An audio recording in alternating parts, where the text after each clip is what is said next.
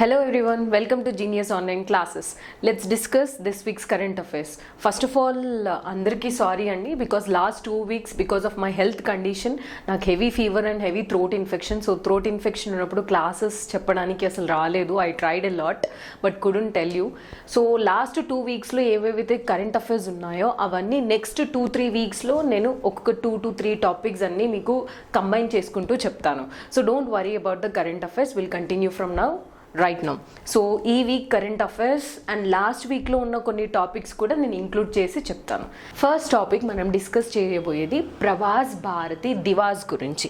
మనందరికీ తెలుసండి ప్రవాస్ భారతి దివాస్ మనం ఏ డేన సెలబ్రేట్ చేసుకుంటామండి? January 9th. కానీ ఇప్పుడు సెప్టెంబర్ కరెంట్ అఫైర్స్లో ఇది January 9th ఎందుకు వచ్చింది అనేది మీకు అనిపించవచ్చు, but it is very important. ఎందుకంటే రీసెంట్గా ఎక్స్టర్నల్ అఫైర్స్ మినిస్ట్రీ వాళ్ళు నెక్స్ట్ ఇయర్ అంటే 2023లో ప్రవాస్ భారతి దివాస్ ఎక్కడ జరగబోతుంది, ఆ వెన్యూ ప్లేస్ ఏంటి అనేది అనౌన్స్ చేశారు. సో అందుకని మనకి ఇది కరెంట్ అఫైర్స్లో ఇంపార్టెంట్. సో నెక్స్ట్ ఇయర్ 2023లో జరిగే ప్రవాస్ భారతి దివాస్ ఎక్కడ జరుగుతుందండి? Indore. So this is the first prelims fact we have to remember. ఎవరు అనౌన్స్ చేశారు? ఏ మినిస్ట్రీ కింద ఇది ఆర్గనైజ్ అవ్వబడుతుంది అని అంటే external affairs ministry. Second prelims fact మనం తెలుసుకోవాల్సింది. సో నెక్స్ట్ థింగ్, అసలు ప్రవాస్ భారతి దివాస్ ఏ డేన సెలబ్రేట్ చేస్తారు? ఆల్రెడీ చెప్పేశాను, January 9th దీన్ని సెలబ్రేట్ చేసుకుంటాం ప్రతి ఇయర్. ఇంతకుముందు చేసేవాళ్ళం, దాంట్లో మార్పులు ఏమయ్యాయో నేను ఇప్పుడు చెప్తాను. సో ఇక్కడ 3 ప్రిలిమ్స్ ఫ్యాక్ట్స్ వచ్చాయి. సో అసలు ప్రవాస్ భారతి దివాస్ అంటే ఏంటి? So first thing, Indian community ఎవరైతే ఫారిన్ కంట్రీస్లో ఉంటారో వాళ్ళు మన ఇండియాని డెవలప్ చేయడానికి ఎలాంటి టైప్ ఆఫ్ కాంట్రిబ్యూషన్ చేస్తున్నారు అని వాళ్ళని రికగ్నైజ్ చేయడానికి మనం ఇండియాలో ఒక డేని సెలబ్రేట్ చేసుకుంటాం. దాన్నే ప్రవాస్ భారతి దివాస్ అని అంటాం. మళ్ళీ ఒకసారి చెప్తున్నానండి, ఎవరైతే ఇండియన్ కమ్యూనిటీ వాళ్ళు ఫారెన్ ఏరియాస్లో ఉండి మన ఇండియాకి డెవలప్మెంట్లో like they will be participating in development of India. So వాళ్ళని మనం ఏమంటామండి? ఓవర్సీస్ సిటిజన్స్ అని అంటాం, ఆర్ ఓవర్సీస్ కమ్యూనిటీ. ప్రవాసీ అని అంటే ఓవర్సీస్ ఫారెన్ ఏరియాస్లో ఉన్న నేషనల్ కమ్యూనిటీ వాళ్ళు. సో వాళ్ళని రికగ్నైజ్ చేసుకుంటూ దీన్ని సెలబ్రేట్ చేసుకుంటాం. ఇది 4th ప్రిలిమ్స్ ఫ్యాక్ట్ మనం తెలుసుకోవాల్సింది. ఎస్, మరి ఎందుకు January 9th సెలెక్ట్ చేశారు అని అంటే మన ఇండియన్ హిస్టరీలో మోస్ట్ ఇంపార్టెంట్ డే అండి. January 9th 1915 very very important day. ఎందుకండి? అదే రోజు మన గ్రేటెస్ట్ ప్రవాసీ అని అంటే the Indian person who is settling in foreign country. ఎవరండి the greatest pravasi who came to India on this day? Mahatma Gandhi గారు. సో మహాత్మా గాంధీ గారు సౌత్ ఆఫ్రికాలో అపార్థియడ్ సిస్టమ్ అంటే రేసిజం గురించి అపోజిట్ ఫైట్ చేసి అక్కడ అన్నీ సెటిల్ చేసిన తర్వాత ఫైనల్లీ ఇండియాకి వచ్చారు. ఏ రోజు? January 9th 1915. సో ఒక గ్రేటెస్ట్ ఓవర్సీస్ అయిన మహాత్మా గాంధీ గారు ఇండియాకి వచ్చి మనకి నేషనల్ డెవలప్మెంట్ అనేది చాలా కాంట్రిబ్యూట్ చేశారు. సో అందుకని ఈ డేని మనం ప్రవాస్ భారతి దివాస్గా సెలబ్రేట్ చేసుకుంటాం. సో ఇది one more prelims fact to be remembered. And 2023లో ఎక్కడ అవుతుందండి? ఇండోర్లో జరుగుతుంది. దీన్ని మరి మొట్టమొదటిసారి ఇండియాలో ఎప్పుడు స్టార్ట్ చేశారండి? 2003లో మొట్టమొదటిసారి. 6th prelims fact to be remembered. First time Pravas Bharati Divas మనకి ఇండియాలో ఎప్పటి నుంచి ప్రారంభం అయ్యింది అని అంటే 2003లో ప్రారంభమైంది.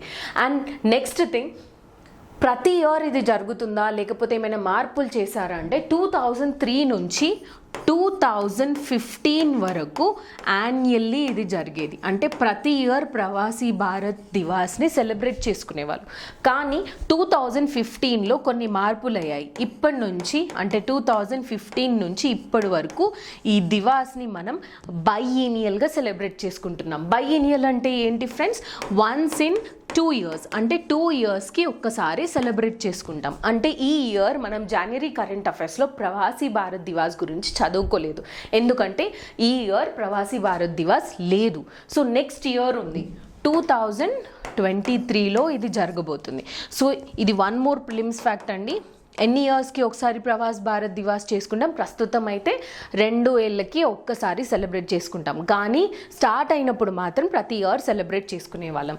సో 2023లో ఇండోర్లో జరుగుతుంది అని ఎక్స్టర్నల్ అఫైర్స్ మినిస్ట్రీ గారు చెప్పారు. సో 2021లో జరిగి ఉంటుంది కదా అండి. 2021లో పాండమిక్ సిచ్యుయేషన్ వల్ల మనం ప్రవాసీ భారత్ దివాస్ని వర్చువల్గా సెలబ్రేట్ చేసుకున్నాం, అంటే ఆన్లైన్లో సెలబ్రేట్ చేసుకున్నామండి. సో ఆఫ్లైన్లో జరిగింది ఎప్పుడు లాస్ట్ టైం అంటే 2019లో మనకి ఎక్కడ జరిగింది ఇది అంటే వారణాసిలో ఈ ప్రవాసీ భారత్ దివాస్ని సెలబ్రేట్ చేసుకున్నాం. ప్రతి ఇయర్ ఒక చీఫ్ గెస్ట్ ఒక ఫారిన్ కంట్రీ నుంచి కూడా వస్తారు అండ్ ఒక థీమ్ బట్టి కూడా మనం దీన్ని సెలబ్రేట్ చేసుకుంటాం. సో ప్రతి ఇయర్ ఒక్కొక్క ఏరియాలో సెలెక్ట్ చేస్తారు. సో నెక్స్ట్ ఇయర్ ఎక్కడ జరుగుతుందండి? ఇండోర్లో జరుగుతుంది. సో ఇంకొన్ని ప్రిలిమ్స్ ఫ్యాక్ట్స్ కూడా ఉన్నాయండి, వెరీ వెరీ ఇంపార్టెంట్. పర్టికులర్గా మన టీఎస్పీఎస్సీ కరెంట్ అఫైర్స్లో హైదరాబాద్లో ఇప్పటి వరకు ఎప్పుడైనా ప్రవాసీ భారత్ దివాస్ని సెలబ్రేట్ చేశారా అంటే డెఫినెట్లీ ఎస్ అండి, ఒక్కసారి చేశారు. ఎప్పుడండి? 2006లో. 2003లో ఇది స్టార్ట్ అయింది, 2006లో హైదరాబాద్లో ప్రవాసీ భారత్ని సెలబ్రేట్ చేశారు. సో 2006లో జరిగినప్పుడు చీఫ్ గెస్ట్ ఎవరండి? సో ప్రతి ఇయర్కి ఒకరు చీఫ్ గెస్ట్ వస్తారు అని చెప్పాను కదా అండి. కాంటెంపరీ టు నెల్సన్ మండేలా గారు. నెల్సన్ మండేలాకి the closest political activist associate అయిన శ్రీ అహ్మద్ కత్రాడా. శ్రీ అహ్మద్ కత్రాడా మరీ అంత ఇంపార్టెంట్ కాదండి, కానీ అట్లీస్ట్ గుర్తు పెట్టుకుంటే చాలు, ఎందుకంటే అది హైదరాబాద్లో జరిగింది. ఒక్కసారి ప్రవాస్ భారతి దివాస్ మనకి హైదరాబాద్లో జరిగింది. ఎప్పుడు? 2006లో జరిగింది. అప్పుడు వచ్చిన చీఫ్ గెస్ట్ ఎవరు? సౌత్ ఆఫ్రికా నుంచి కాంటెంపరీ టు నెల్సన్ మండేలా అయిన చీఫ్ గెస్ట్ శ్రీ అహ్మద్ కత్రాడా గారు. సో 2019లో ఎక్కడ జరిగిందని చెప్పానండి? వారణాసిలో జరిగినప్పుడు ప్రైమ్ మినిస్టర్ ఆఫ్ మారిషియస్ గారు చీఫ్ గెస్ట్. మళ్ళీ 2021లో వర్చువల్గా ఆన్లైన్లో జరిగిందని చెప్పాను కదా అండి, అప్పుడైతే ప్రెసిడెంట్ ఆఫ్ సూరినామ్. సో ఇవన్నీ నేమ్స్ అండి మనకి, వెరీ వెరీ ఇంపార్టెంట్. సో 2023లో ఎవరు చీఫ్ గెస్ట్ అనేది మనం నెక్స్ట్ ఇయర్ కరెంట్ అఫైర్స్లోనే నేర్చుకుంటాం. అండ్ ఇంకొక లాస్ట్ ప్రిలిమ్స్ ఫ్యాక్ట్ ఏంటి అంటే ఎక్కువ సార్లు ప్రవాస్ భారతి దివాస్ జరిగిన ప్లేస్ ఏంటి? న్యూఢిల్లీ. ఆల్మోస్ట్ 6 times అయ్యిందండి. ఆల్మోస్ట్ 6 times మనకి న్యూఢిల్లీలోనే ప్రవాస్ భారతి దివాస్ని సెలబ్రేట్ చేసుకున్నారు. సో ఇప్పుడు 2023లో ప్రవాస్ భారతి అవుతుంది కాబట్టి సో మధ్యలో ఉన్న 2 yearsలో ప్రవాస్ భారతి దివాస్ గురించి ఎస్సే రైటింగ్ అని, కాన్ఫరెన్సెస్ అని, different types of activities, overseas community వాళ్ళు ఎలా కాంట్రిబ్యూట్ చేశారు, మనం వాళ్ళకి ఎలా కాంట్రిబ్యూట్ చేశామో ఇవన్నీ ఇందులో నేర్చుకుంటాం. So these are the prelims fact you have to remember. One more last and prelims fact, Pravas Bharati Divas ప్రస్తుతం జరిగేది ఎన్నోది? 17th ప్రవాస్ భారతి దివాస్. సో ప్రవాసీ భారతి దివాస్ అంటే ఏంటి, ఎప్పుడు మొదటిసారి స్టార్ట్ చేశారు? ఇంతకుముందు యాన్యువల్గా జరిగేది 2015 నుంచి బైఎన్నియల్ అవుతుంది. ప్రవాసీ భారత్ దివాస్ ఎందుకు చేసుకుంటున్నాము అండ్ ఇప్పుడు ఎందుకు చేస్తాము అండ్ ఎవరు ఏ మినిస్ట్రీ ఆర్గనైజ్ చేస్తారు? 2019లో ఎక్కడ జరిగింది, 21లో ఎక్కడ అండ్ నెక్స్ట్ 23లో ఎక్కడ జరగబోతుంది? హైదరాబాద్లో ఎన్నిసార్లు అయ్యింది and more number of times ఏ ప్లేస్లో అయ్యింది? So these are the prelims fact we have covered for our competitive exam. So next topic వచ్చేసి ద ఫేమస్ పర్సనాలిటీ అండి. తన ఫోటో చూడగానే I think almost most of the people know it. So రీసెంట్గా మనకి 108th birth anniversary of the famous freedom fighter, Indian poet and also he is considered as a Indian political activist of Telangana. ఎవరండి? 9th September 1914లో జన్మించారు. ఎవరు? కాళోజీ నారాయణరావు గారు.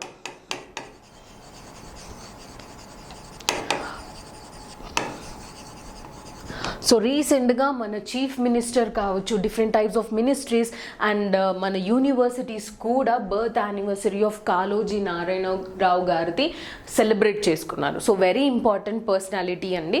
So ఇప్పుడు జరిగే బర్త్ యానివర్సరీ ఎన్నోది? 108th birth anniversary. తన గురించి చాలా నేర్చుకుంటామండి మనం, తెలంగాణ హిస్టరీలో మూమెంట్లో కూడా చదువుకుంటాం. అండ్ తన బర్త్ యానివర్సరీని తెలంగాణ గవర్నమెంట్ ఒక డేగా డిక్లేర్ చేసిందండి. ఏ డేగా డిక్లేర్ చేసింది అండి? Telangana language day. Telangana language day ఎప్పుడు అండి?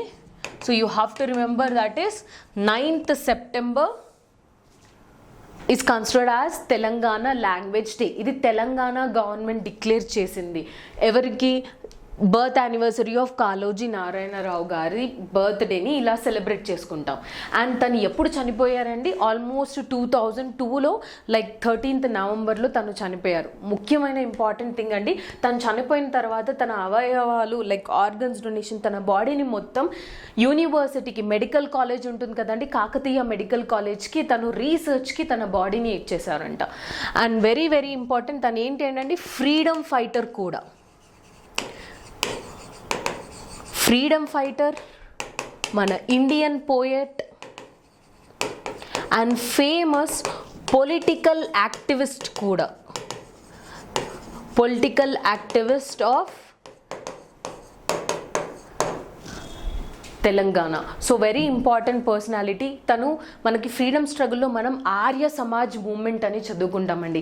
ఆ ఆర్య సమాజ్ మూమెంట్లో కూడా తను పార్టిసిపేట్ చేశారు. ఆంధ్ర మహాసభ యాక్టివిటీస్లో కూడా పార్టిసిపేట్ చేశారు.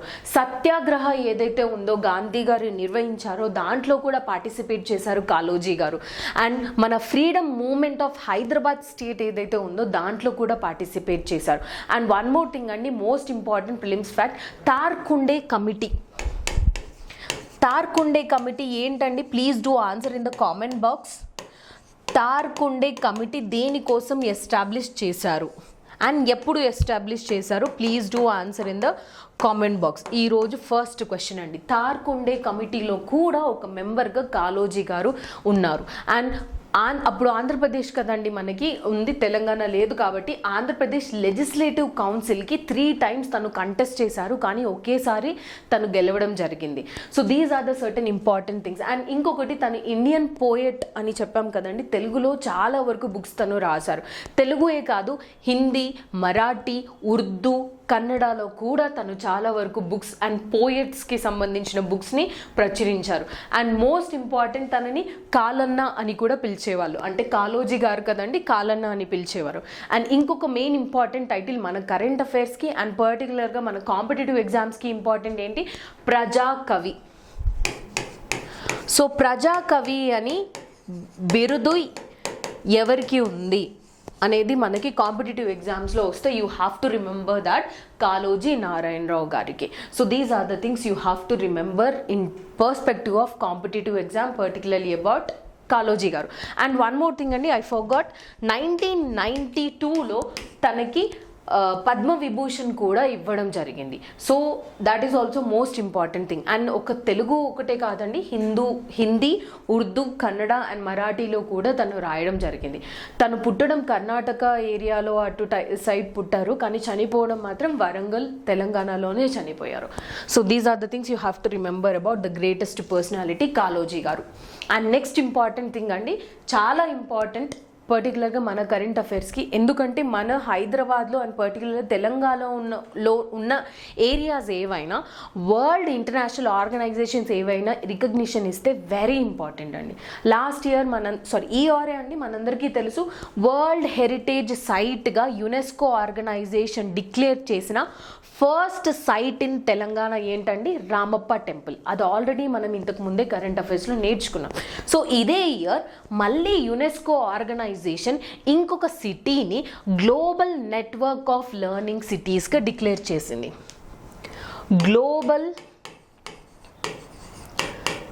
Network of learning cities. ఏ సిటీని డిక్లేర్ చేసిందండి? వరంగల్లో. ఏ ఆర్గనైజేషన్ డిక్లేర్ చేసింది? United nation education, scientific and cultural organisation. So very important fact, you have to remember. చాలాసార్లు మనం యునెస్కో ఆర్గనైజేషన్ గురించి చదువుకున్నాం. సో సెకండ్ క్వశ్చన్ ఏంటండి, సో యునెస్కో ఆర్గనైజేషన్ ఎప్పుడు ఎస్టాబ్లిష్ అయ్యింది అండ్ దాని హెడ్ క్వార్టర్స్ ఎక్కడ ఉంది? So please do answer in the comment box. UNESCO organisation establish అయిన ఇయర్ ఏంటి, దాని హెడ్ క్వార్టర్స్ ఎక్కడ ఉంది? అండ్ ఇప్పుడు ఇండియాలో ఆల్మోస్ట్ ఇది ఒక్కటే సిటీ డిక్లేర్ చేశారా, ఇంకేమైనా సిటీస్ ఉన్నాయా అంటే కేరళలో ఇంకో 2 సిటీస్ ఉన్నాయండి, నీలాంబూర్ అండ్ త్రిశూర్. నీలాంబూర్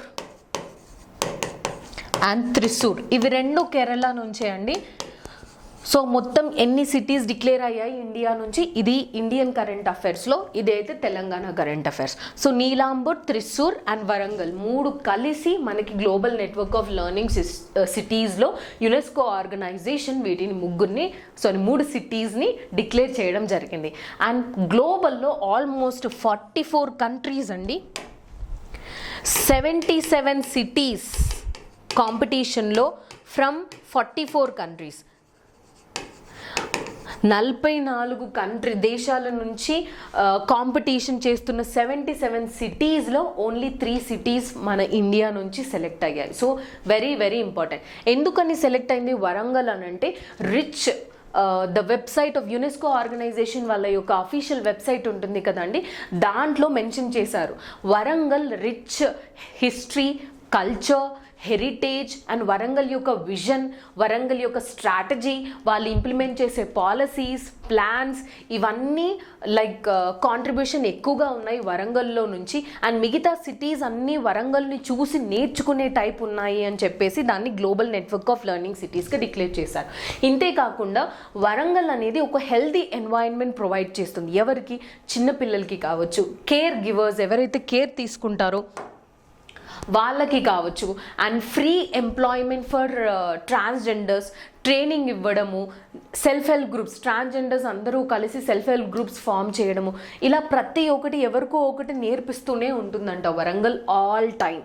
సో అందుకని దీన్ని global network of learning systems which will give contribution to everyone all time. ఏ టైంలోనైనా మనం ఇందులో నుంచి ఏదో ఒకటి నేర్చుకోవడానికి ఉంటుంది. అందుకని దీన్ని global network of learning cities అని డిక్లేర్ చేశామని నేను చెప్పట్లేదండి, అది యునెస్కో ఆర్గనైజేషన్ యొక్క అఫీషియల్ వెబ్సైట్లో మెన్షన్ చేసి ఉంది మన వరంగల్ గురించి.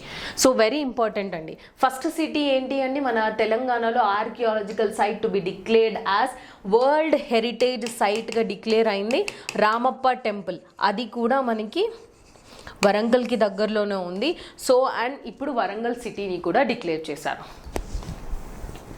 So next thing is 8 years అవుతుంది మనం ప్రధాన్ మంత్రి జన్ధన్ యోజన లాంచ్ చేసి. So you have to remember about Pradhan Mantri Jan Dhan Yojana. మనకి government policies of government of India అని ప్రిలిమ్స్లో, గ్రూప్ 1 ప్రిలిమ్స్లో ఒక టాపిక్ కూడా ఉంది అండి. Government and policies of Telangana state అని కూడా ఉంది. సో గవర్నమెంట్ ఆఫ్ ఇండియా పాలసీస్లో ఈ టాపిక్ మనకు వస్తుంది, ప్రధాన్ మంత్రి జన్ ధన్ యోజన. ఇంతకు ముందు మనం ఏదైనా అకౌంట్ ఓపెన్ చేయాలి అని అంటే ఫస్ట్ థింగ్ మనకి డబ్బులు పట్టేది, like we have to pay certain amount in order to open an account in a bank. Next thing, మనం ప్రతి మంత్ ఆర్ ప్రతి 6 monthsకి ప్రతి ఇయర్కి ఇంత మినిమం బ్యాలెన్స్ అనేది మనం బ్యాంక్ అకౌంట్లో మెయింటైన్ చేయాలి. సో ఇప్పుడు middle class or above middle class ఉన్న వాళ్ళకి అది అంత ప్రాబ్లం ఏమీ అవ్వదు. కానీ స్ట్రీట్ హాకర్స్ అంటే లైక్ వెజిటేబుల్ వెండర్స్ కానీ, స్ట్రీట్లో పనిచేసే వాళ్ళు కానీ, వాళ్ళందరికీ మినిమం బ్యాలెన్స్ మెయింటైన్ చేసే అంత ఉండేది. సో ప్రతి ఒక్కరికి ఒక బ్యాంక్ అకౌంట్ ఉండాలి. వాళ్ళ బెనిఫిషరీస్ అంటే వాళ్ళు ఏ స్కీమ్స్లో బెనిఫిట్స్ ఉంటారో ఆ బెనిఫిషరీస్కి రావాల్సిన డబ్బులన్నీ వాళ్ళ బ్యాంక్ అకౌంట్కి డైరెక్ట్గా రావాలి అండ్ వాళ్ళు డైరెక్ట్గా యూజ్ చేసుకోవాలి అన్న ఒక మెయిన్ ఇంటెన్షన్తోనే మనకి ప్రధాన్ మంత్రి జన్ధన్ యోజన అనేది బిగిన్ చేశారు. సో అది కంప్లీట్ అయి 8 years అవుతుంది. దీనికి ఇంకో పేరు ఉందండి, national mission for financial inclusion. దీన్ని ఇంకోటి ఏమంటారండి, national mission for financial inclusion అంటే అందరినీ ఇందులో పార్టిసిపేట్ చేసేలాగా చేయడం. ఫినాన్సెస్ అంటే already I told you, like డబ్బుల గురించి వ్యవహారాలు ఏవైతే ఉంటాయో అన్ని వాళ్ళ బ్యాంక్ అకౌంట్లోకే చేరాలి డైరెక్ట్గా, ఇంటర్మీడియరీస్ లేకుండా.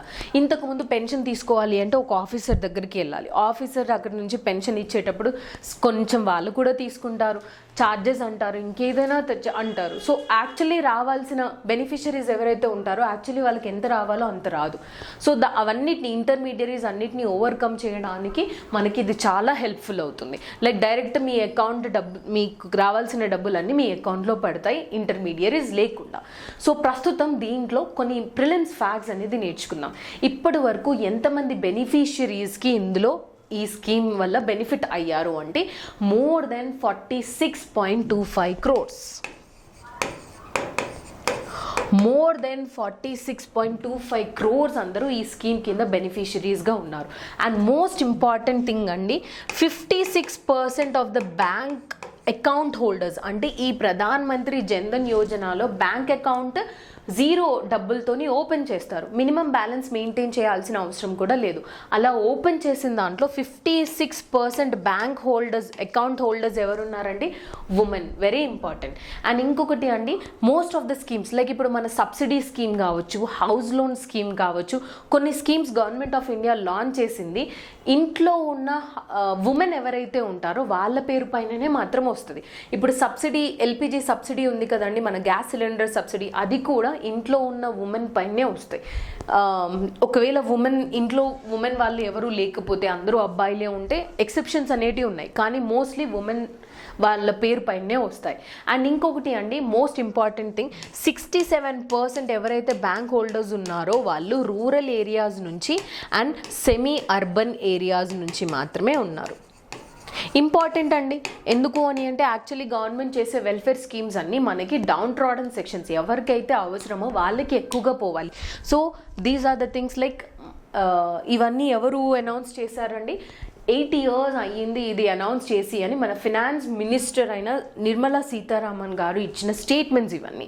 అండ్ ఇంకొకటి అండి, వెరీ వెరీ ఇంపార్టెంట్, దీంట్లో చాలా ఉంటాయి. ఫినాన్షియల్ లీకేజెస్ అన్నీ తగ్గిపోతాయి. అండ్ బ్యాంక్ అకౌంట్ తీసుకున్న తర్వాత ఒక 6 months వరకు మీరు బ్యాంక్ అకౌంట్ని సరిగా యూజ్ చేసి అన్నీ ప్రాపర్గా ఉంటే మీకు ఓవర్ డ్రాఫ్ట్ ఫెసిలిటీ ఇస్తారు.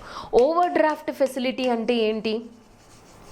లైక్ మీరు అందులో డబ్బులు వేయకుండానే మీరు డబ్బుల్ని డ్రా చేసుకోవచ్చు. ఒకప్పుడు 5,000 ఉండే, ఇప్పుడు 10,000కి చేంజ్ చేశారు. కొన్ని ప్లేసెస్లో ఇంకా 5,000 ఉంది.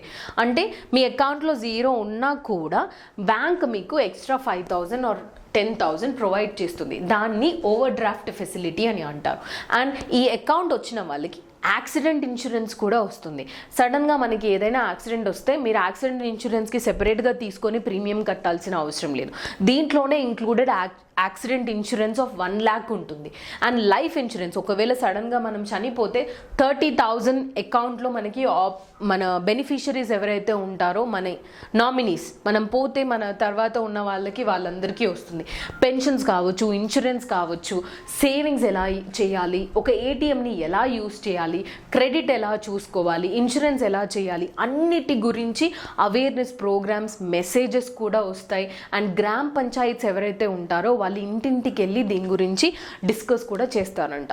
సో వెరీ ఇంపార్టెంట్ స్కీమ్ అండి. ఎందుకంటే వి ఆల్ నో దట్ ఈ టైం పీరియడ్లో లైక్ మనం ఆన్లైన్ ట్రాన్సాక్షన్స్ ఏవీ లేకుండా అసలు ఏది పాసిబుల్ కూడా అవ్వదు.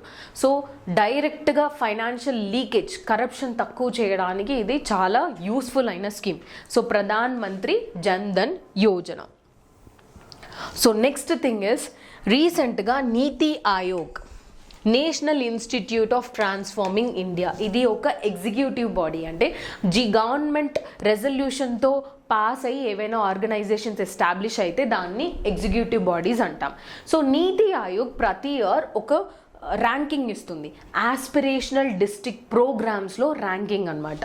వి all know that aspirational district programs అంటే ఆకాంక్ష జిల్లాలు అని అంటారు కదా. సో అంటే ఏదైనా ఒక డిస్ట్రిక్ట్లో సోషల్ యాక్టివిటీస్లో లైక్ అందులో హెల్త్ కావచ్చు, న్యూట్రిషన్ కావచ్చు, ఎడ్యుకేషన్ కావచ్చు, అగ్రికల్చర్ ఇంప్రూవ్మెంట్ కావచ్చు, అందులో ఇంకా ఎక్కువ డెవలప్మెంట్ అవ్వాలి అని ట్రై చేసే డిస్ట్రిక్ట్స్ని ఆస్పిరేషనల్ డిస్ట్రిక్ట్స్ అని అంటారు. సో ఇండియా మొత్తంలో ఏది బెస్ట్ ఆస్పిరేషనల్ డిస్ట్రిక్ట్ అని అంటే హరిద్వార్.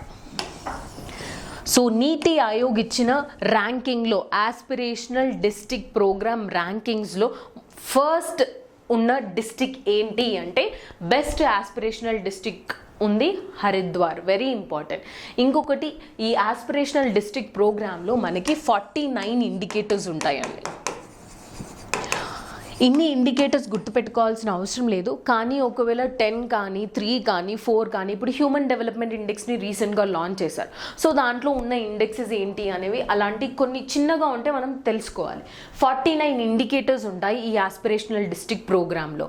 అండ్ ఇందులో 5గా దీన్ని బ్రాడ్గా థీమ్ బేస్డ్ చేశారు, అంటే 5 థీమ్స్గా చేశారు. సో ఈ 5 థీమ్స్ని మాత్రం ఖచ్చితంగా గుర్తుపెట్టుకోవాలి.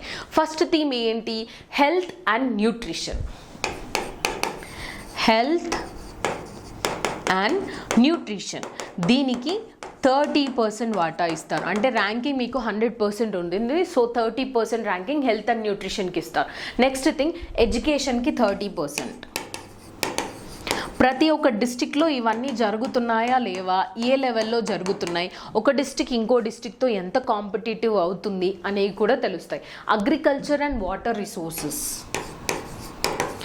Agriculture and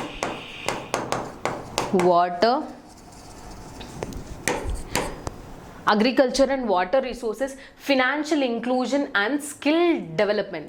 agriculture and water రిసోర్సెస్కి 20%, financial inclusion and skill development దీనికి 10%. And last and final 5th one, infrastructural development ఎంతవరకు ఉంది. సో ఏంటండి, health and nutrition, education, agriculture and water resources, financial inclusion and skill development, infrastructural development దీనికి 10%. So ఈ 5 themes అనేవి ఖచ్చితంగా గుర్తుపెట్టుకోవాలి. So aspirational district ప్రోగ్రాంలో ఈ 5 థీమ్స్ ప్రకారం ఇండియాలో ఉన్న అన్ని డిస్ట్రిక్ట్స్కి ర్యాంకింగ్ ఇస్తుంది నీతి ఆయోగ్. సో ఆ ర్యాంకింగ్లో ఫస్ట్ వచ్చిన జిల్లా ఏంటండి? హరిద్వార్. అండ్ ఈ స్కీమ్ని ఎప్పుడు లాంచ్ చేశారండి? 2018లో దీన్ని లాంచ్ చేయడం జరిగింది. So these are the things you have to remember for Niti Aayog. Next is One Nation One Fertilizer Scheme. So దీంట్లో మనకి అంత ఎక్కువ ఇంపార్టెంట్ అనేది ఏం లేదండి, కానీ 1 నేషన్ 1 ఫర్టిలైజర్ అంటే మనం అందరం ఏమనుకుంటాం, ఇండియాలో ఉన్న అందరూ ఒకే ఫర్టిలైజర్ యూస్ చేయాలి అని అనుకుంటాం. సో అది రాంగ్. సో ఓన్లీ ఆ ఒక్క పాయింట్ మనం గుర్తుపెట్టుకుంటే చాలు. Ministry of, first of all ఏ మినిస్ట్రీ ఇది లాంచ్ చేసింది అంటే ministry of chemicals and fertilisers. Ministry of chemicals and fertilisers. So దీంట్లో ఏంటి అంటే ఒకే ఫర్టిలైజర్ యూజ్ చేయడం కాదండి, ఎవరైతే ఫర్టిలైజర్ని మ్యానుఫ్యాక్చర్ చేస్తున్న కంపెనీస్ ఉంటాయి కదా, ఆ కంపెనీస్ ఆ తయారు చేసిన ప్రోడక్ట్ పైన ఒకే బ్రాండ్ ఒకే లోగోని యూజ్ చేయాలంట. So single brand and single logo. జనరల్గా మనం ఒక్కొక్క కంపెనీ ఒక్కొక్క మ్యానుఫ్యాక్చరింగ్ ఫర్టిలైజర్ మ్యానుఫ్యాక్చర్ చేస్తే ఎరువులు అంటారు కదండి, సో కెమికల్ ఫర్టిలైజర్స్. సో అవి తయారు చేసినప్పుడు వాళ్ళ కంపెనీకి సంబంధించిన బ్రాండ్ కానీ లోగోని పెట్టుకుంటారు. సో ఇప్పుడు అలా పెట్టుకోవడానికి కుదరదంట. ఒకవేళ ఇది మ్యానుఫ్యాక్చరింగ్ ఒక ప్యాకెట్ అనుకోండి, ఈ ప్యాకెట్లో 1/3 మాత్రమే వాళ్ళకి సంబంధించిన ఇన్ఫర్మేషన్, అంటే ఆ కంపెనీకి సంబంధించిన ఇన్ఫర్మేషన్ వాళ్ళ బ్రాండ్కి సంబంధించింది పెట్టుకోవాలి. మిగతా 2/3 ఆఫ్ ద పార్ట్, అంటే ఈ ప్యాకెట్కి చుట్టుపక్కల మొత్తం అంతా సెంట్రల్ గవర్నమెంట్ ఇచ్చిన బ్రాండ్ అండ్ సెంట్రల్ గవర్నమెంట్ ఇచ్చిన లోగో మాత్రమే దానిపైన ఉండాలంట. సో ఇది చాలామంది అపోజ్ చేస్తున్నారు. సో ఇప్పుడు మనం నేర్చుకోవాల్సింది ఏంటి? 1 నేషన్ 1 ఫర్టిలైజర్ స్కీమ్ అంటే దేశం అంతా ఒకే ఫర్టిలైజర్ యూజ్ చేయడం కాదు. మ్యానుఫ్యాక్చర్ చేస్తున్న ఎవరైనా ఏ కంపెనీస్ అయినా మ్యానుఫ్యాక్చర్ చేస్తే దాంట్లో ఒకే single brand and single logo మాత్రమే యూజ్ చేయాలి. ఇప్పుడు ఫర్ ఎగ్జాంపుల్ మనకి ఫర్టిలైజర్ ఎన్పికే ఉంది, నైట్రోజన్, ఫాస్ఫరస్, పొటాషియం, ఎన్పికే అని అంటారు. సో ఇది ఎన్పికే అంటే ఏదైనా కంపెనీ తయారు చేస్తే ఆ కంపెనీ పేరు ఎన్పికే అని పెట్టుకుంటారు. కానీ ఇప్పుడు అలా కాదంట, భారత్ అని పెట్టుకోవాలి. సో ప్రతి ఒక్క ఫర్టిలైజర్కి ముందు ఏం పెట్టుకోవాలి? భారత్, ఆ ఫర్టిలైజర్ నేమ్ కూడా పెట్టుకోవాలి. సో ఇది ఏ స్కీమ్ అండి? ప్రధాన్ మంత్రి భారతీయ జనుర్వరక్ పరియోజన. ప్రధాన్ మంత్రి భారతీయ జనుర్వరక్ పరియోజన ఈ స్కీమ్ కింద ఈ వన్ నేషన్ వన్ ఫర్టిలైజర్ స్కీమ్ని లాంచ్ చేశారండి. So very important. ఇంకొకటి మనకి one nation one ration card scheme ఏంటి, అందరికీ ఒకే టైప్ ఆఫ్ రేషన్ కార్డ్స్, అంటే లైక్ అందరికీ ఒకే టైప్ ఆఫ్ రేషన్ కార్డ్స్ కాదు, మైగ్రెంట్ వర్కర్స్ అంటే జనరల్గా రేషన్ కార్డ్ ఫెసిలిటీస్ ఎవరికి ఉంటాయి, ఎవరైతే ఏ స్టేట్లో ఉంటారో, ఇప్పుడు మనం తెలంగాణ, సో తెలంగాణలో ఉన్న వాళ్ళకి మనకి రేషన్ కార్డ్, ఎవరైతే బిలో పావర్టీ లైన్ ఉంటారో వాళ్ళకి రేషన్ కార్డ్స్ వస్తాయి, రేషన్ షాప్లో నుంచి తీసుకుంటారు. So one nation one ration card అంటే నేషన్ అంతా ఒకే రేషన్ కార్డ్ ఉండడం కాదు, మైగ్రెంట్ వర్కర్స్ ఎవరైతే ఉంటారో వాళ్ళకి కూడా వేరే స్టేట్కి వెళ్ళినప్పుడు రేషన్ సప్లై అనేది ఉంటుంది. సో ఆ నోషన్లో నుంచి బయటికి రావాలని చెప్పేసి దీన్ని ఇక్కడ నేను చెప్పడం జరిగింది. నెక్స్ట్ టాపిక్ వచ్చేసి మన ఎక్స్టర్నల్ అఫేర్స్ మినిస్ట్రీ గారు ఒక కాంటినెంట్కి వెళ్ళారు, సౌత్ అమెరికా కాంటినెంట్కి. సో అక్కడ ఏ కంట్రీ మన గాంధీ స్టాచ్యూని ఎస్టాబ్లిష్ చేసింది, వెరీ ఇంపార్టెంట్ అండి. రీసెంట్గా ఏ కంట్రీలో ఆర్ సౌత్ అమెరికాలో ఏ కంట్రీ మన గాంధీ స్టాచ్యూని ఎస్టాబ్లిష్ చేసింది అనేది క్వశ్చన్ మనకి రావచ్చు. సో ఏ కంట్రీ అండి ఎస్టాబ్లిష్ చేసింది, Paraguay. You can see here మన గాంధీ స్టాచ్యూ బర్స్ట్ అండి, బర్స్ట్ అంటే ఇక్కడ వరకు ఉండే స్టాచ్యూస్ని బర్స్ట్ అంటారు. So burst of Mahatma Gandhi గారి స్టాచ్యూ ఎక్కడ ఎస్టాబ్లిష్ చేశారు ఆర్ ఏ సౌత్ అమెరికా కంట్రీలో ఎస్టాబ్లిష్ చేశారు అనేది question. So first prelims fact ఏంటండి, Paraguay. So please do answer in the comment box capital and currency of Paraguay. So ఇది థర్డ్ క్వశ్చన్ అనుకుంటా నేను ఈరోజు అడిగింది. So capital and currency of Paraguay ఏంటి అనేది ఆన్సర్ చేయండి కామెంట్ బాక్స్లో. అండ్ నెక్స్ట్ థింగ్, మన ఎక్స్టర్నల్ అఫేర్స్ మినిస్ట్రీ అయిన జయశంకర్ గారు 3 కంట్రీస్ని విజిట్ చేశారు సౌత్ అమెరికాలో. ఏ కంట్రీస్ అండి, ఒకటి పరాగ్వే ఆల్రెడీ చెప్పాను. నెక్స్ట్ థింగ్, ఈ పరాగ్వేలోనే గాంధీ స్టాచ్యూని ఎస్టాబ్లిష్ చేశారు. అండ్ వన్ మోర్ థింగ్ అండి, క్యాసాడాలి ఇండిపెండెన్షియా.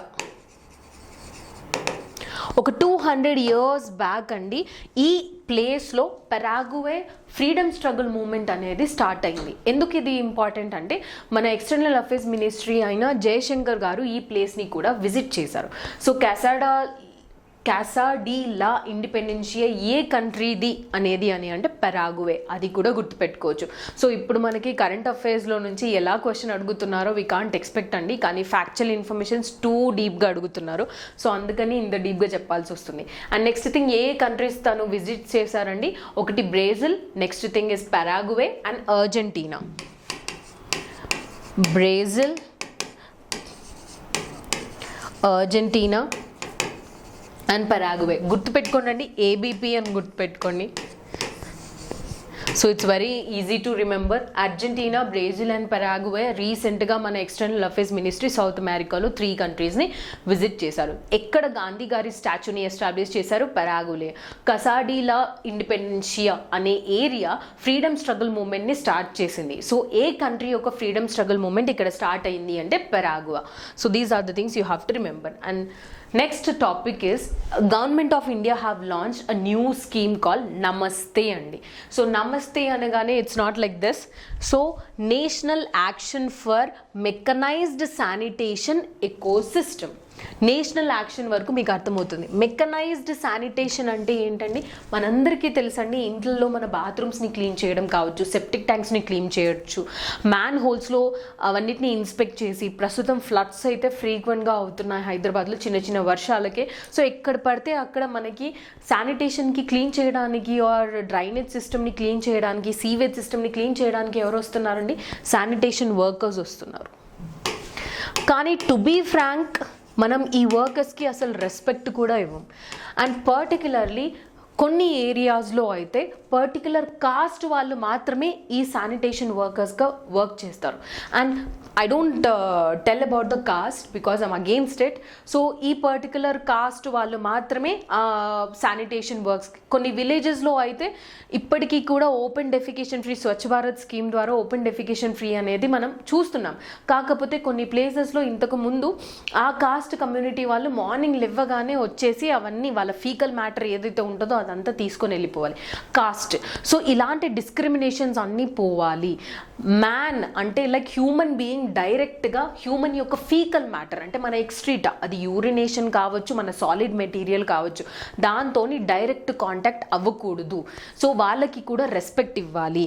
ఎవరైతే ఆ వర్క్ చెయ్యొద్దు అని అనుకుంటున్నారో వాళ్ళకి ఆల్టర్నేటివ్ లైవ్లీహుడ్ అంటే లైక్ ఆల్టర్నేటివ్ ఎంప్లాయ్మెంట్ని ప్రొవైడ్ చేయాలి.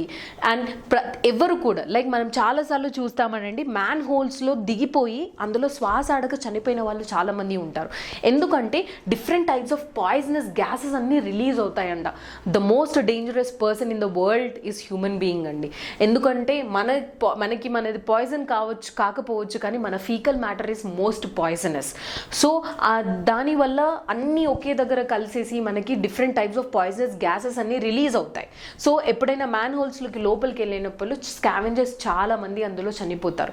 సో అలా ఎవ్వరు కూడా చనిపోకూడదు అని అంటే మనం మెకనైజేషన్ ఇంట్రడ్యూస్ చేయాలి. సో ఇవన్నీ ఇంక్లూడ్ చేసి ఒక స్కీమ్ని గవర్నమెంట్ లాంచ్ చేసింది. అదే నమస్తే scheme, national action for mechanised sanitation ecosystem అండి. సో నమస్తే స్కీమ్ అనేది దేని గురించి ఎవరి కోసం లాంచ్ చేశారు అనేది మనకి కాంపిటేటివ్ ఎగ్జామ్లో క్వశ్చన్ వస్తే శానిటేషన్ వర్కర్స్ కోసం లాంచ్ చేశారండి. సో మెయిన్గా దీంట్లో మనం చదువుకోవాల్సిన ప్రిలిమ్ ఫ్యాక్ట్స్ ఏంటి? ఫస్ట్ థింగ్, ఇది ఒక సెంట్రల్ సెక్టార్ స్కీమ్. నేను ఇంతకు ముందు కరెంట్ అఫైర్స్లో చాలాసార్లు చెప్పానండి, సెంట్రల్ సెక్టార్ స్కీమ్స్ ఉంటాయి, సెంట్రల్ స్పాన్సర్డ్ స్కీమ్స్ ఉంటాయి. సెంట్రల్ సెక్టార్ స్కీమ్ అంటే 100% financial assistance will be given by central government.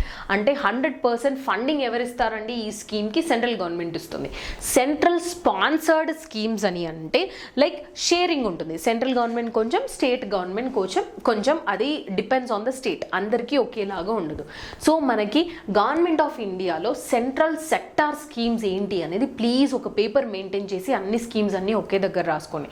So very important. First thing ఏంటంటే ఇది ఒక central sector scheme. Next thing, ఏ మినిస్ట్రీ దీన్ని లాంచ్ చేసింది అంటే ఇది ఒక జాయింట్ ఇనిషియేటివ్ అండి. Joint initiative of 2 ministries. 2 ministries కలిసి ఈ స్కీమ్ని లాంచ్ చేశారు. Ministry of urban and home affairs, ministry of urban and home affairs and ministry of social justice and employment.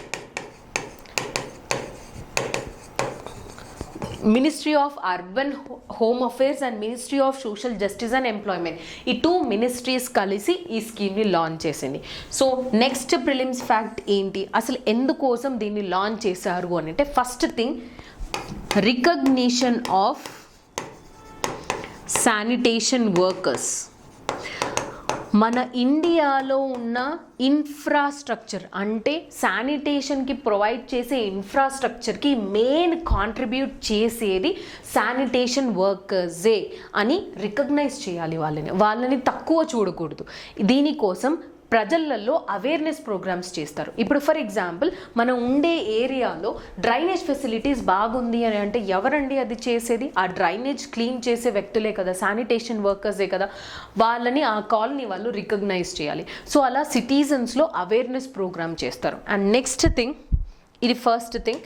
Next thing, ఆ రికగ్నైజ్ చేసిన వాళ్ళకి కొంతమందికి చేయాలని ఉండదు.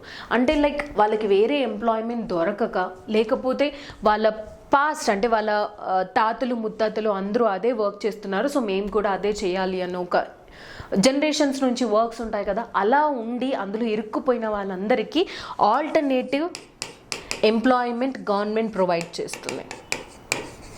Alternative employment. And next thing, ఇది ఇంటర్ జనరేషనల్ పాస్ అవ్వకూడదు. అంటే ఇప్పుడు నేను చేశానని నా కూతురు కానీ నా కొడుకు కానీ సేమ్ శానిటేషన్ వర్క్ చేయకూడదు. సో వాళ్ళకి ఇష్టం ఉంటే చేస్తారు, లేకపోతే చేయరు. అండ్ ఇంకొకటి, నో ఫ్యాటలిటీస్. ఫ్యాటలిటీస్ అంటే చనిపోవడం అండి, డెత్.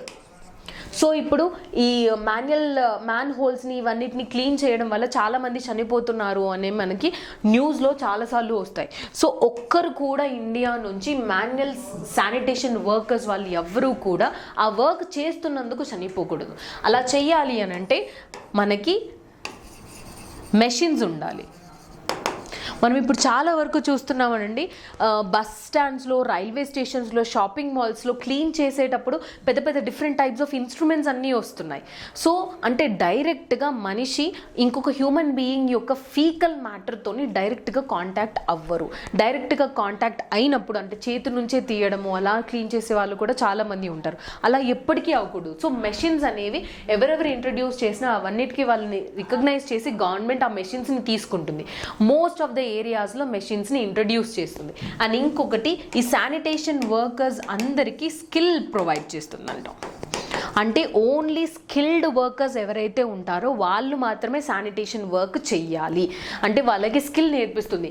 ఎలా మనం ఒక ఫీకల్ మ్యాటర్ని ఎలా క్లీన్ చేయాలి, ఎలా శానిటేషన్ ప్రొవైడ్ చేయాలి, మనల్ని ఎలా ప్రొటెక్ట్ చేసుకోవాలి అని గవర్నమెంట్ స్కిల్ కూడా ప్రొవైడ్ చేస్తుందంట. సో ఇవన్నీ మనకి ఈ నమస్తే స్కీమ్లోనే ఉంటాయి. అండ్ ఏ సిటీస్ని ఎలా సెలెక్ట్ చేస్తారు అంటే, మనం అమృత్ ప్రాజెక్ట్ గురించి విన్నాం కదండి. ఇండియాలో ఉన్న సిటీస్ని స్మార్ట్ సిటీస్గా డెవలప్ చేయడానికి అమృత్ ప్రాజెక్ట్ అని ఉంటుంది. సో అమృత్ ప్రాజెక్ట్లో ఉన్న ఒక టాప్ 500 సిటీస్ని సెలెక్ట్ చేసి ఫస్ట్ ఆ సిటీస్లో ఈ నమస్తే స్కీమ్ని ఇంప్లిమెంట్ చేస్తారంట. ప్రస్తుతం అయితే ఈ స్కీమ్ని 4 years వరకు లాంచ్ చేశారు. రీసెంట్గానే లాంచ్ చేశారు. 2022-23 నుంచి 4 years వరకు 2025-26 వరకు ఈ స్కీమ్ని కంటిన్యూ చేస్తారు. So these are the things you have to remember about this Namaste scheme. Next topic వచ్చేసి ద గ్రేటెస్ట్ పర్సనాలిటీ అండి, women personality Anna Mani garu. So జనరల్గా మనకి గ్రూప్ 1లో India's achievements in science and technology అనే ఒక టాపిక్ ఉంది. అందులో తను కూడా వస్తుందండి. ఎందుకంటే షీఈ్ అన్ ఇండియన్ అండ్ మన సైన్స్ అండ్ టెక్నాలజీకి కాంట్రిబ్యూట్ చేశారు. అండ్ తన గురించి ఎందుకు మనం నేర్చుకుంటున్నామంటే, ఆగస్ట్ 23rd గూగుల్ డూడుల్ ఉంటుంది కదా అండి. మనం గూగుల్ వరల్డ్లోనే ఎక్కువగా యూజ్ చేసే web browser is Google search engine. So అందులో గూగుల్ డూడుల్ ఒక పిక్చర్ అనేది ఇస్తారు. సో 23rd August తన birth anniversary, 104th birth anniversary of Anna Mani garu. So Google doodle తనకి కాంట్రిబ్యూట్ చేసిందనమాట. సో వెరీ ఇంపార్టెంట్, అందుకని మనకి కరెంట్ అఫైర్స్లో ఇంపార్టెంట్. అండ్ నెక్స్ట్ థింగ్, మనకి ఒకవేళ కరెంట్ అఫైర్స్లో తన గురించి క్వశ్చన్ అడిగితే ఎలా వస్తుంది అంటే, who is called as the weather women of India?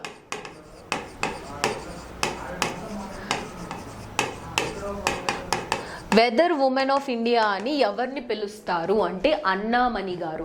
కేరళలో జన్మించారండి. తనని the weather women of India అని అంటారు. ఎందుకంటే వెదర్ ఫోర్కాస్టింగ్ ఉంటుంది కదండి. ఆబ్వియస్లీ మనకి వెదర్ ఫోర్కాస్టింగ్ ఎంత బాగుంటుందో మనందరికీ తెలుసు.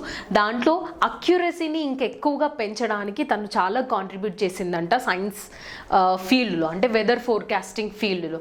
అండ్ తను ఎట్ ద ఏజ్ ఆఫ్ 12 అండి, వెరీ ఇంట్రెస్టింగ్ థింగ్, తన ఇంటికి దగ్గరలో ఉన్న ఒక పబ్లిక్ లైబ్రరీలో ఉన్న అన్ని పుస్తకాలు చదివేసిందంట. 12 at the age of 12 only తన ఇంటి దగ్గర ఉన్న పబ్లిక్ లైబ్రరీలో ఉన్న అన్ని బుక్స్ అన్ని చదివేసింది. అండ్ వన్ మోర్ థింగ్ అండి, ఇండియన్ ఇన్స్టిట్యూట్ ఆఫ్ సైన్సెస్ బెంగళూరులో ఉంది కదండి. తను కేరళలో జన్మించిన తర్వాత మద్రాస్లో చదవడానికి వెళ్తుంది. సో తర్వాత తను ఇండియన్ ఇన్స్టిట్యూట్ ఆఫ్ సైన్సెస్ బెంగళూరులో సివి రామన్ గారి దగ్గర అసిస్టెంట్గా వర్క్ చేసింది. She worked under the guidance of the greatest scientist of India, CV Raman గారు కూడా. సో వెరీ ఇంపార్టెంట్ అండి. అండ్ వన్ మోర్ థింగ్, తను మన రెన్యూబుల్ ఎనర్జీ గురించి డివైజెస్ని తయారు చేసిందంట. ఒక కంపెనీ ఎస్టాబ్లిష్ చేసింది.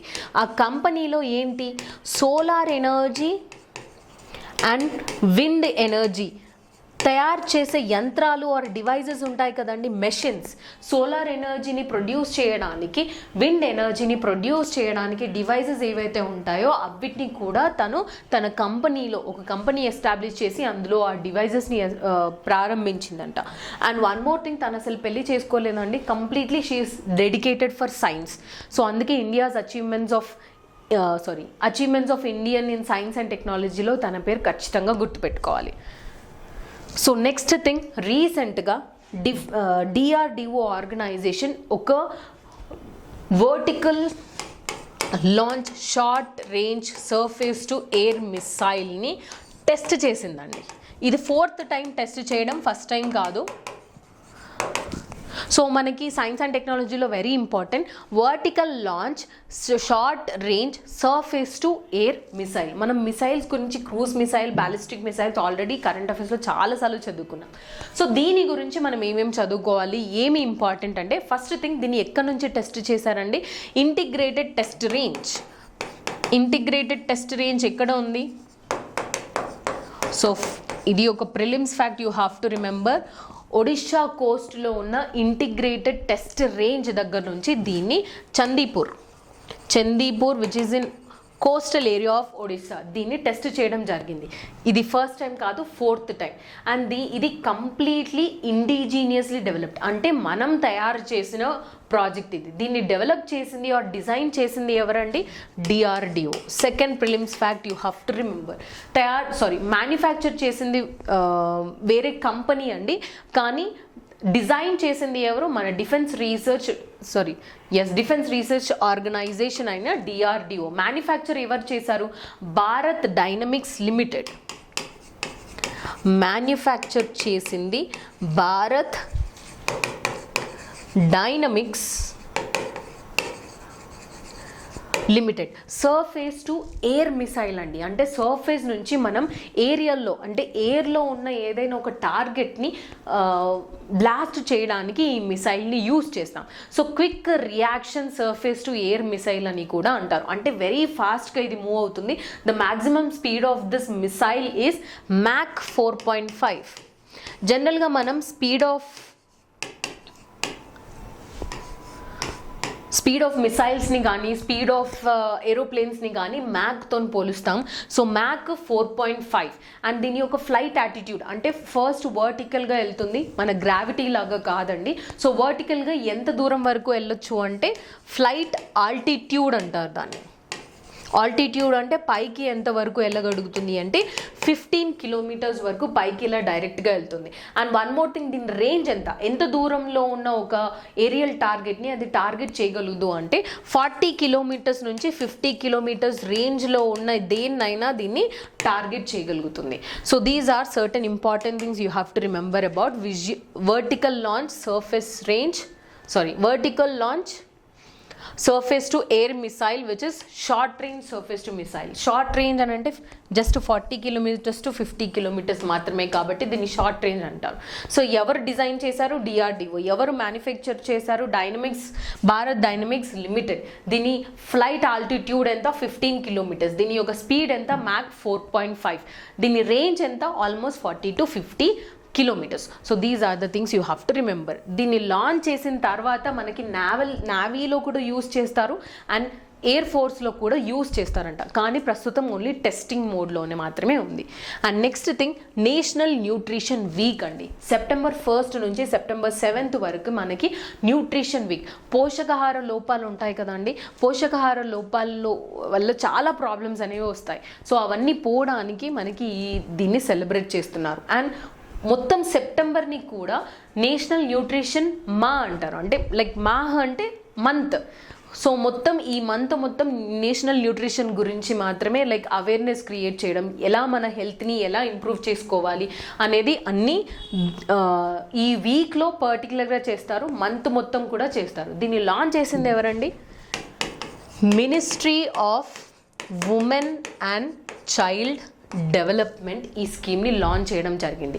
జాతీయ పోషకాహార వారోత్సవం అని కూడా అంటారు. September 1st నుంచి September 7th వరకు ఉంటుంది. అందరికీ బ్యాలెన్స్డ్ డైట్ ఉండి మీ హెల్త్ని ప్రమోట్ చేయడానికి. ఈ ఇయర్ యొక్క థీమ్ ఏంటి అండి? Celebrate a world of flavour. Celebrate a world of flavours ఈ ఇయర్ యొక్క theme. And most probably month కూడా సెలబ్రేట్ చేస్తారన్నాను కదా. సో ఈ సెప్టెంబర్ మంత్లో మెయిన్ యొక్క థీమ్ ఏంటి అంటే, ఏవేవైతే గ్రామ పంచాయత్స్ ఉంటాయో వాళ్ళందరూ వాళ్ళ ఏరియాలో ఉన్న చిల్డ్రన్ అండ్ ఉమెన్ న్యూట్రిషన్ని ప్రమోట్ చేయాలి. సో అది ఈ మొత్తం మంత్కి సంబంధించిన థీమ్. అండ్ వీక్కి సంబంధించిన థీమ్ మాత్రం celebrate a world of flavours. And సెప్టెంబర్లో ఇంకొకటి మెయిన్ ఇంపార్టెంట్ థింగ్ ఏంటి అంటే, మన గవర్నమెంట్ ఆఫ్ ఇండియా న్యూట్రిషన్ అంటే మన పోషకాహారాలు ఇంక్రీజ్ చేయడానికి ఒక స్కీమ్ని లాంచ్ చేసింది. ఆ స్కీమ్ ఏంటండి? Poshan Abhiyan. So very important, please do answer in the comment box. Poshan అభియాన్ని ఎప్పుడు లాంచ్ చేయడం జరిగింది? అండ్ వన్ మోర్ థింగ్, ఇది అందరికీ కాదండి, 6 years లెస్లో అంటే 6 years వరకు ఉన్న పిల్లలు, ప్రెగ్నెంట్ ఉమెన్, లాక్టేటింగ్ మదర్స్ అంటే పాలిచ్చే అమ్మలు ఉంటారు కదండి, వాళ్ళని లాక్టేటింగ్ మదర్స్ అంటారు. సో వీళ్ళందరూకి బెనిఫిట్ అయ్యేలా ఈ పోషణ్ అభియాన్ స్కీమ్ని లాంచ్ చేశారు. So please do answer in the comment box, ఎప్పుడు దీన్ని లాంచ్ చేశారు అండ్ ఏ మినిస్ట్రీ కింద ఈ పోషణ్ అభియాన్ స్కీమ్ అనేది రన్ అవుతుంది. So these are the things you have to remember about national nutrition week and national nutrition month కూడా సెప్టెంబర్. రామన్ మెగసెసే అవార్డ్ అండి, వెరీ ఇంపార్టెంట్ మనకి, ఎందుకంటే దీన్ని Asia's version of Nobel prize అని కూడా అంటారు. మనం ఆల్రెడీ జీనియస్ ఆన్లైన్ క్లాసెస్లో నోబెల్ ప్రైజ్ గురించి ఇన్ డీటెయిల్గా we already read. So Ramon Magsaysay award ఎందుకని ఇస్తారు, ఈ ఇయర్ ఎవరికి వచ్చింది, ఏ కేటగిరీస్లో ఇస్తారు, ఇండియన్ మెంబర్స్కి ఎవరికైనా వచ్చిందా, అండ్ పర్టికులర్గా ఈ ఇయర్ ఇచ్చారా, ఎన్ని ఇయర్స్కి ఒకసారి ఈ అవార్డ్ని ఇవ్వడం జరుగుతుంది, ఇలాంటివన్నీ మనకి ఎగ్జామ్స్ పాయింట్ ఆఫ్ వ్యూలో important. First thing, Ramon Magsaysay award అంటే ఏంటి, ఎవరు అసలు రామన్ మ్యాగ్సెసే అని అంటే ఎవరు అంటే 7th president of Philippines.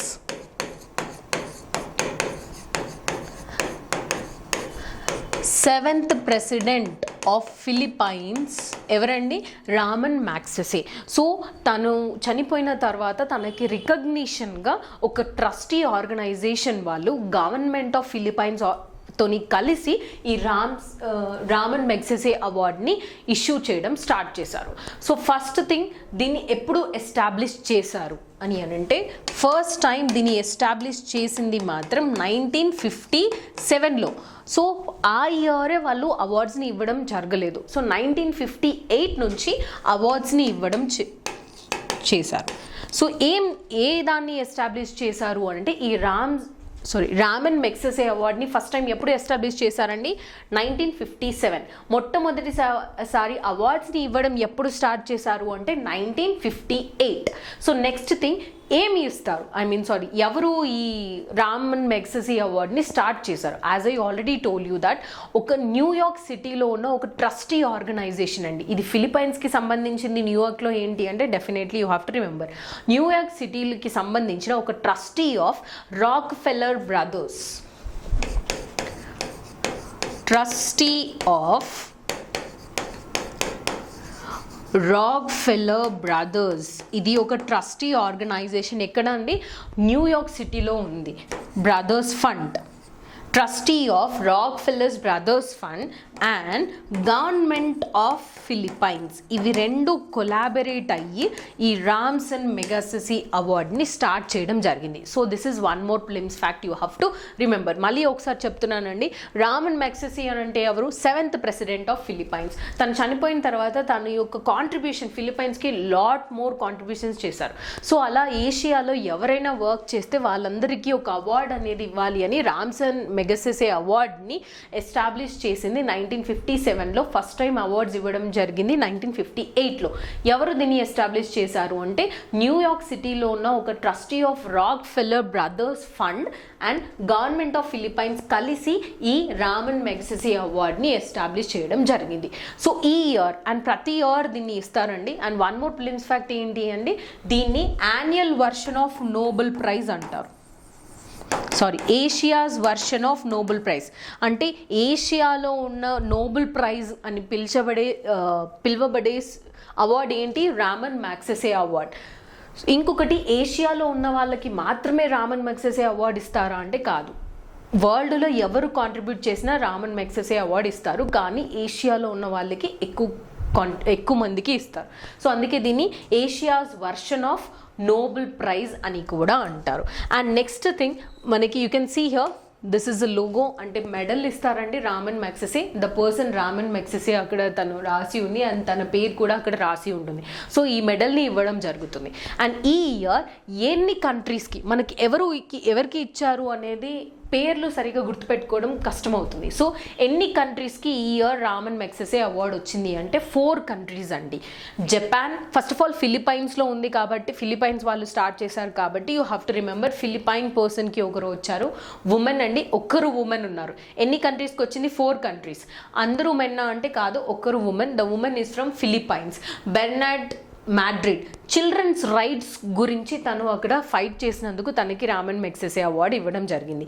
And next country is Cambodia. కాంబోడియాలో మెంటల్ హెల్త్ అడ్వకేట్, అంటే చాలామంది మెంటల్ హెల్త్ కండిషన్స్తోని లైక్ ప్రాబ్లమ్స్ ఫేస్ అవుతుంటారు కదా, వాళ్ళందరికీ అవేర్నెస్ క్రియేట్ చేసి వాళ్ళందరినీ అందులో నుంచి బయటికి తీయడానికి చాలా కష్టపడ్డారంట. సొథీరియా చెమ్. సో పేర్లు అవసరం లేదండి, కంబోడియా నుంచి. అండ్ నెక్స్ట్ జపాన్ నుంచి sight saving humanitarian. And next thing Indonesia నుంచి anti plastic pollution warrior. So ఈ నలుగురికి ఈ ఇయర్ రామన్ మెగ్సెసే అవార్డు ఎంతమందికి వచ్చిందంటే 4. ఏ కంట్రీస్కి వచ్చిందండి? ఇండియాలో ఎవరికి రాలేదు. That also you have to remember. Philippines, Indonesia, Japan and also Cambodia. So ఈ 4 కంట్రీస్ నుంచి రామన్ మెగ్సెసే అవార్డు వచ్చింది. అండ్ నెక్స్ట్ ప్రిలిమ్స్ ఫ్యాక్ట్ మనం ఏం తెలుసుకోవాలి అంటే, first Indian to receive Ramon Magsaysay award. మొట్టమొదటిసారి ఇండియా నుంచి రామన్ మెగ్సెసే అవార్డ్ గెలుచుకున్న వ్యక్తి ఎవరు? Please do answer in the comment box. మనకి ఇండియన్ ఫ్రీడమ్ స్ట్రగుల్లో కూడా చాలా ఇంపార్టెంట్. తన గురించి చాలా వరకు మనకి కాంపిటేటివ్ ఎగ్జామ్స్లో కూడా ఆ పర్సన్ గురించి క్వశ్చన్ వచ్చింది. అండ్ ఇండియా నుంచి ఆ ఒక్కరే కాదండి, many members have won that Ramon Magsaysay award. మన former election commission, chief election commissioner ఉంటారు కదా అండి, టిఎన్ శేషన్ గారు. ఇదే ఆన్సర్ మీరు కామెంట్ బాక్స్లో ఆన్సర్ చేయాలండి. సో టిఎన్ శేషన్ గారు and Aam Aadmi Party head అయిన అరవింద్ కేజ్రీవాల్ గారు, అండ్ నార్త్ ఈస్టర్న్ స్టేట్స్ నుంచి సోనం వాంగ్చుక్ గారు, మదర్ తెరీసా గారికి కూడా, అండ్ చట్టోపాధ్యాయ గారికి కూడా, ఇలా చాలామందికి ఇండియన్స్కి రామన్ మెగ్సెసే అవార్డు వచ్చింది. ఈ ఇయర్ మాత్రం ఎవరికీ రాలేదు. And one more thing, first Indian to receive Ramon Magsaysay award. Please do answer in the comment box. And ఏ కేటగిరీస్లో ఈ రామన్ మెగ్సెసే అవార్డ్ ఇస్తారు అంటే 6 categories. First thing is government service, అంటే గవర్నమెంట్లో ఎవరైతే చాలా బాగా సర్వీస్ చేస్తారో వాళ్ళకి. And next thing is public service, అంటే ప్రజల్లో వర్క్ చేస్తారు కదండి, గవర్నమెంట్లో కాకుండా బయట వర్క్ చేసే వాళ్ళు, పబ్లిక్ సర్వీస్ వాళ్ళకి కూడా ఈ అవార్డుని ఇవ్వడం జరుగుతుంది. And next is community leadership. ఏదైనా ఒక కమ్యూనిటీకి లైక్ ఆర్గనైజేషన్కి, ఇప్పుడు ప్లాస్టిక్ ఇందాక చదువుకున్నాం కదండి, యాంటీ ప్లాస్టిక్ చేసినందుకు లైక్ ఆ ఆర్గనైజేషన్ ఎస్టాబ్లిష్ చేసి ప్లాస్టిక్ పొల్యూషన్కి అగేన్స్ట్గా చేసినందుకు కూడా ఒకరికి వచ్చింది. సో అలా కమ్యూనిటీ లీడర్షిప్ ప్రొవైడ్ చేసినందుకు. And very important, journalism, literature and even ఏదైనా ఒక క్రియేటివ్ ఆర్ట్, ఎస్ ఈ కేటగిరీలో కూడా ఇస్తారు. అండ్ మిగతా 2 categories peace and international understanding, అంటే ఇంటర్నేషనల్ లెవెల్లో ఎవరైనా పీస్ ఎస్టాబ్లిష్ చేయడానికి కాంట్రిబ్యూట్ చేస్తారో వాళ్ళు, పీస్ అండ్ ఇంటర్నేషనల్ అండర్స్టాండింగ్. ఇంకేదైనా emergent leadership. And 6th category is peace and international understanding. So ఈ 6 కేటగిరీస్లో ఎవరైతే మొత్తం వరల్డ్లో కాంట్రిబ్యూట్ చేస్తారో, మోస్ట్లీ ఏషియా మెంబర్స్, సో వాళ్ళకి ఈ రామన్ మెగ్సెసే అవార్డ్ అనేది ఇవ్వడం జరుగుతుంది. ఇంకొకటి లైక్ అన్కేటగరైజ్డ్, ఈ 6 కేటగరైజ్ చేశారు. ఇంకెవరైనా హ్యూజ్ కాంట్రిబ్యూషన్ చేస్తే వాళ్ళని అన్కేటగరైజ్డ్ కేటగిరీలో కూడా వాళ్ళని రామన్ మెగ్సెసే అవార్డ్ ఇవ్వడం జరుగుతుంది. So these are the things you have to remember about Ramon Magsaysay award. ఎప్పుడు ఎస్టాబ్లిష్ చేశారు, ఎవరు ఎస్టాబ్లిష్ చేశారు, ఇండియాలో ఫస్ట్ మెంబర్ ఎవరు రిసీవ్ చేశారు, అండ్ ఈ ఇయర్ ఎన్ని కంట్రీస్కి వచ్చింది? 4 కంట్రీస్, అందులో ఇండియా లేదు. అండ్ ఏ కేటగిరీస్లో ఈ అవార్డ్ని ఇవ్వడం జరుగుతుంది. సో నెక్స్ట్ టాపిక్ ఈజ్ రీసెంట్గా, అంటే లాస్ట్ క్వార్టర్ ఆఫ్ 2021లో లాస్ట్ 3 మంత్స్ ఉంటుంది కదా, దాన్ని లాస్ట్ క్వార్టర్ ఆఫ్ 2021 అంటారు. ఆ 2021 కేటగిరీలో టాప్ మోస్ట్ ఎకనామిస్ట్ కంట్రీస్ ఏవైతే ఉన్నాయో అందులో India stood at 5th position అండి. Very important. ఫస్ట్ ఎవరు? US, China, Japan and UK is at 5th position ఉండే. సో యూకేని ఓవర్కమ్ చేసి and Germany is at 4th position. So UK 5th పొజిషన్లో ఉండే. సో యూకేని తీసేసి ఇప్పుడు India stood at 5th. So India has overtaken the UK to become 5th largest economy in the world.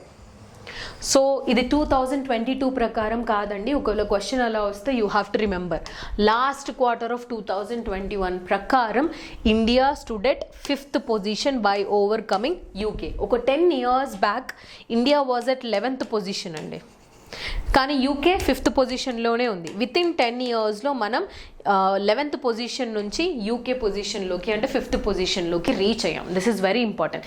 దేన్ని బట్టి మనం 5th లార్జెస్ట్ ఎకానమీ అంటున్నామంటే మన GDP అంటే స్థూల దేశీయోత్పత్తి ఉంటుంది కదా అండి, గ్రాస్ డొమెస్టిక్ ప్రోడక్ట్స్. స్థూల దేశీయోత్పత్తి ప్రకారం వరల్డ్లో టాప్ 5 ఎకనామీస్ లార్జెస్ట్ ఎకనామీస్లో ఇండియా ఉంది అని అంటే ఎస్, 5th పొజిషన్లో ఇండియా ఉంది. సో ఆల్మోస్ట్ $3.21 trillion తోని ఇండియా స్థూల దేశీయోత్పత్తి ప్రకారం India stood at 5th position. So next thing is మనకి India's achievements in science and technology అనేది గ్రూప్ ప్రిలిమ్స్లో వెరీ ఇంపార్టెంట్. సో ఎవరైనా ఇండియన్స్ ఏదైనా ఒక వ్యాక్సిన్ డెవలప్ చేసినా సైన్స్ అండ్ టెక్నాలజీలో ఇంకేది చేసినా అది చాలా important. So Cervavac, so cervical cancer అని అంటారు కదండి. ఆల్మోస్ట్ ఉమెన్ కేటగిరీలో ఉమెన్కి ఎక్కువ మందికి క్యాన్సర్స్ వస్తాయి. అది బ్రెస్ట్ క్యాన్సర్ కావచ్చు, డిఫరెంట్ టైప్స్ ఆఫ్ క్యాన్సర్స్ కావచ్చు. సో ఉమెన్కి వచ్చే క్యాన్సర్ టైప్స్లో 4th మోస్ట్ కామన్ క్యాన్సర్ ఏంటి అంటే సర్వైకల్ క్యాన్సర్. దీన్ని గర్భాశయ క్యాన్సర్ అని కూడా అంటారు. సో వరల్డ్ మొత్తంలో ఎంతమందికి ఈ సర్వైకల్ క్యాన్సర్ వస్తుందో దాంట్లో 1/5 మెంబర్స్ ఇండియన్సే. అంటే 1/5 part of world who are facing with cervical cancer are Indians. And ప్రతి ఇయర్ ఆల్మోస్ట్ 67,000 మంది చనిపోతున్నారండి. యూ హర్డ్ రైట్ అండి, 67,000 deaths per year in India because of cervical cancer. అంటే దాని డెత్ రేట్ చాలా ఎక్కువగా ఉంది ఇండియాలో. అండ్ ఆల్మోస్ట్ ప్రతి ఇయర్ ఒక 1.23 lakh కేసెస్ అన్నీ రికగ్నైజ్ అవుతున్నాయి సర్వైకల్ క్యాన్సర్స్. అండ్ చాలా మందికి యూట్రస్ తీసేస్తారు కూడా, గర్భాశయ క్యాన్సర్స్ అని అంటారు. సో దీనికి ఇప్పుడు India's achievements in science and technology ఏం ఇంపార్టెంట్ అంటే దీనికి ఈ సర్వైకల్ క్యాన్సర్కి ఒక వ్యాక్సిన్ని కనుక్కుంది India. Very important. Indigenously developed first time cervical క్యాన్సర్కి మన ఇండియన్ టెక్నాలజీతోని డెవలప్ చేసిన వ్యాక్సిన్, ఆ వ్యాక్సిన్ పేరే సర్వావాక్. Very important.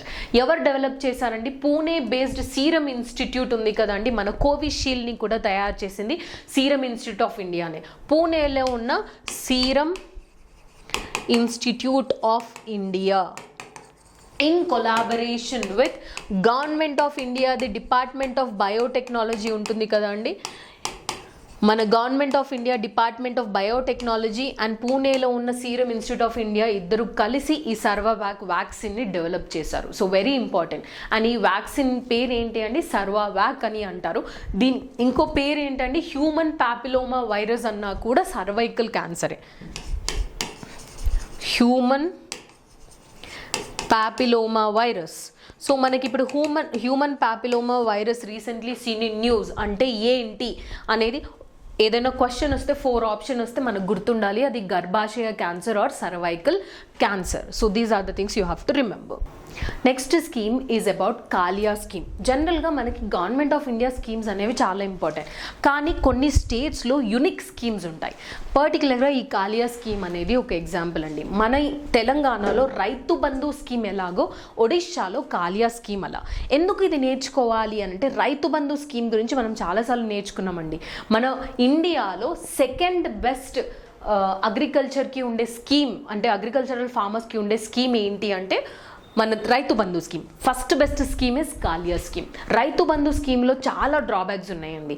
ఎందుకు అంటే ల్యాండ్ ఉన్న ప్రతి ఒక్కరికి ఆ స్కీమ్ అప్లికబుల్ అవుతుంది, అందరికీ డబ్బులు పోతాయి. కాలియా స్కీమ్ మాత్రం అలా కాదు. సో రైతు బంధు స్కీమ్లో మనం ఒకవేళ మెయిన్స్ ఆన్సర్ రైటింగ్ రాయాలి అని అంటే లైక్ అందులో ఉన్న డ్రాబ్యాక్స్ని సొల్యూషన్స్ రాయాలి కదా మనము, అందులో ఏమేమి చేంజ్ చేయాలని ఇందులో నుంచి నేర్చుకోవచ్చు. సో వెరీ ఇంపార్టెంట్, మన ఇండియాలో బెస్ట్ అగ్రికల్చర్ ఫార్మర్ స్కీమ్ ఏది అంటే కాలియా స్కీమ్. సో కాలియా స్కీమ్ పేరు ఏంటండి? Krushak assistance for livelihood and income augmentation. Krushak అంటే ఫార్మర్ అండి ఒడిశా భాషలో. సో ఒడియా దాంట్లో కృషక్ అసిస్టెన్స్, వాళ్ళకి అసిస్టెన్స్ ఎందులో వాళ్ళ ఎంప్లాయ్మెంట్ లైవ్లీహుడ్లో అండ్ వాళ్ళ ఇన్కమ్ని ఇంక్రీజ్ చేయడానికి. సో దాన్ని కాలియా స్కీమ్ అంటారు. ఇది ఏ స్టేట్ యొక్క స్కీమ్ అండి? ఒడిశా గవర్నమెంట్ యొక్క స్కీమ్. ఇది వెరీ ఇంపార్టెంట్ అండి. ఇందులో 92% ఆఫ్ ద కల్టివేటర్స్ అంటే ఒడిశాలో ఉన్న 92% ఫార్మర్స్ అందరూ ఈ స్కీమ్లో ఇంక్లూడ్ అయ్యి ఉంటారు. అండ్ మెయిన్ థింగ్, దీంట్లో ఫైనాన్షియల్ అసిస్టెన్స్ ఎవరికి ఇస్తారండి? ల్యాండ్ ఉన్న ప్రతి ఒక్కరికి కాదండి, మెయిన్గా స్మాల్ అండ్ మార్జినల్ ఫార్మర్స్. మనందరికీ తెలుసండి స్మాల్ అండ్ మార్జినల్ ఫార్మర్స్ అంటే మనం ఆల్రెడీ డెఫినేషన్ చాలాసార్లు చూసాం. Less than 1 acre or less than 2 acres. Less than 2 acres అయితే small farmers, less than 1 acre అయితే marginal farmers. So small and marginal farmers ఇద్దరికి కలిపి ఫినాన్షియల్ అసిస్టెన్స్ ఇస్తారు. ఎంత? 25,000 పర్ పర్సన్ పర్ 5 seasons. మన రైతు బంధు స్కీమ్ మనం ఎన్ని సీజన్స్కి ఇస్తామండి? 5,000 పర్ క్రాప్ సీజన్. అంటే టోటల్ మనకి 2 crop seasonsకి 10,000 అనేది వస్తాయి. అందరికీ అగ్రికల్చరల్ ల్యాండ్ ఎవరికి ఉంటుందో అందరికీ ఉంటుంది. కానీ ఇది స్కీమ్ చూసారా, ఓన్లీ స్మాల్ అండ్ మార్జినల్ ఫార్మర్స్కి 25,000 పర్ 5 crop seasons అండి. Very important.